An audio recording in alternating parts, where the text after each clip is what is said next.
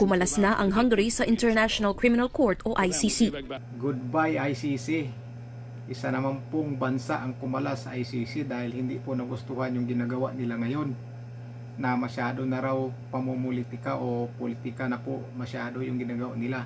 Pakinggan po natin yung balita ng SMNI. May isa pang bansa sa Europa na nagdesisyon na ayaw na nilang maging miyembro ng International Criminal Court o ICC. Ayon sa political leader ng bansa, masyado na raw napopolitika ang ICC. Ang iba pang detalye ng balita mula kay Sara Santos. Sa isang press conference kasama si Israeli Prime Minister Benjamin Netanyahu nitong Huwebes, inanunsyo ni Hungarian Prime Minister Viktor Orban na kumalas na ang Hungary sa International Criminal Court o ICC.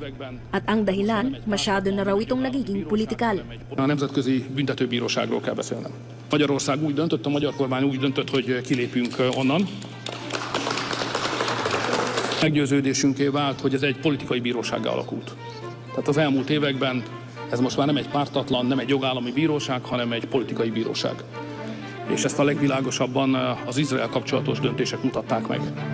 És azt gondoljuk, hogy egy politikai motivációk alapján működő nemzetközi bíróságban egy magára valamit adó demokratikus jogállam, mint amilyen Magyarország nem vesz részt, nem vehet részt. Politikai eszközzé is irányították ezt az egyébként fontos nemzetközi bírói fórumot, amellyel nem tudunk és nem is akarunk közösséget vállalni a következő időszakban. Matatandaan na mismong si Viktor Orban din ang pumirma sa dokumento noong taong 2000 para maging miyembro ng ICC ang Hungary. At ngayon, siya rin ang pumirma sa dokumento para kumalas dito. Ang Hungary ay isang founding member ng ICC at ito rin ang unang bansa sa European Union na umalis sa nasabing korte. So ayun na nga mga kababayan, kumalas na po ang Hungarian bilang membro ng ICC. Kumalas na po dahil hindi po nila nagustuhan ang ginagawa ng ICC ngayon. Nakikita po nila o napapansin po nila na masyado na raw pamumulitika o politika na masyado ang ginagawa nila ngayon. Dahil biruin nyo po, kinakasuhan si Pangulong Rodrigo Duterte ng AGK kung sa baga ang dami daw napapatay. Pero nakikita po ng taga-ibang bansa kung gaano kalakas ang suporta ng taong bayan kay Pangulong Rodrigo Duterte. Nakikita po nila yan, kaya sikat na sikat po si Pangulong Rodrigo Duterte sa buong mundo ngayon.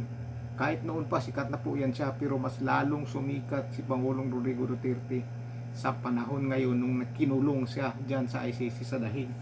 Kaya napapansin po lahat ng mga bansa yan kung ano nangyayari ngayon sa Pilipinas. Kaya yung Hungarian, nakikita nila na politika na raw yung nangyayari ngayon, kumalas na po sila. Kaya mukhang nanganganib na po yung ICC na yan. Baka may susunod pa ng mga bansa na kakalas dyan bilang membro sa kanila. Baka may susunod pa dyan. Dahil biruin mo, kakasuhan nila si Pangulong Rodrigo Duterte. Pero nakikita nila ang mga Pilipino, grabe ang suporta kay Pangulong Rodrigo Duterte. Grabe ang suporta kay Pangulong Rodrigo Duterte. Yung nag-iiyakan, nakikita ng ibang bansa yan. Nag-iiyakan yung mga Pilipino sa ginawa nila kay Pangulong Rodrigo Duterte. Nakikita po yan ng mga pangulo ng ibang bansa. Kaya yon, ang Hungarian napansin nila, talagang kumalas sila kaagad, di ba? Kumalas sila. Dahil nga hindi na maganda yung nakikita nila. Kakasuhan mo yung tao, samantala ang tingin ng mga tao, hero si Pangulong Rodrigo Duterte. Tapos kasuhan mo ng ganyan, dinala pa sa dahig na walang warrant, di ba? Hindi dinala sa husgado dito sa Pilipinas, di ba? Gumagana naman ang mga hustisya natin to, may hustisya naman sa Pilipinas, may mga korte naman sa Pilipinas, gumagana yan, pero hindi nila dinala, diniritso nila doon sa ICC. Ang ICC naman, ayun, okay lang din sa kanila dahil yan ang gusto nila.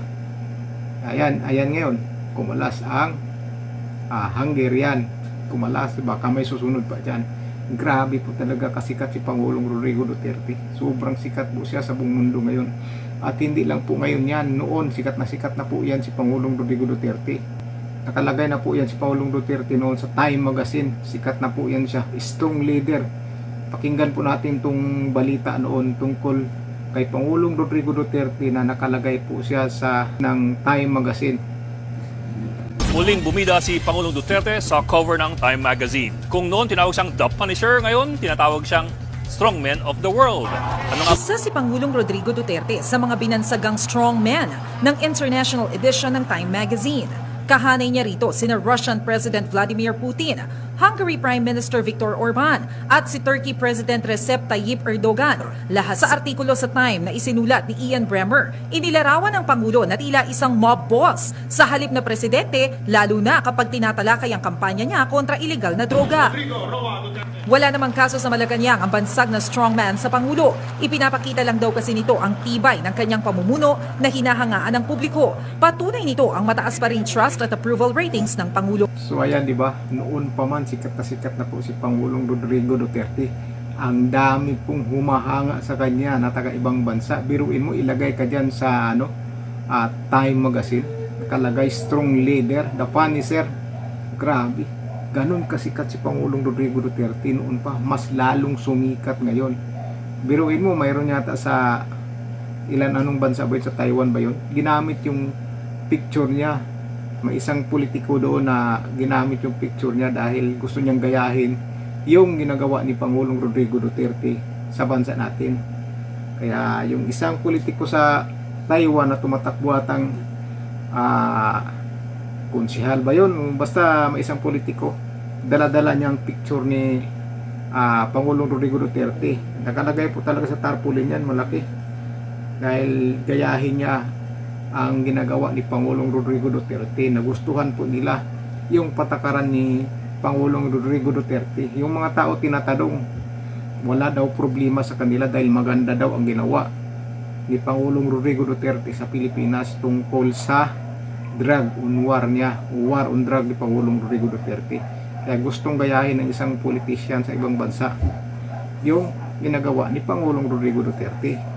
O di ba? Maraming humahanga po talaga kay Pangulong Rodrigo Duterte sa ginagawa niya dito sa Pilipinas. Pero yung mga kababayan natin, dinala siya doon sa ICC at pinakulong. Di ba? Grabe. Pero tingnan naman po natin ngayon, lalo siyang sumikat sa buong mundo. Pati Hungarian nakisama na. Kumalas na po sa ICC ang Hungarian. Kumalas na. Kumalas. Sa baga, nakipagsimpatiya yan siya kay Pangulong Rodrigo Duterte. Simpatiya sila na hindi dapat ginawa yan. Kaya kumala sila dahil nakita na hindi maganda yung ginagawa na yan. Maganda. Kakalas ba yung Hungarian kung nakikita nila na tama yung ginagawa nila, di ba? Kaya kumalas. Kaya siguro sunod yan. May susunod pa dyan na mga bansa na kakalas dyan.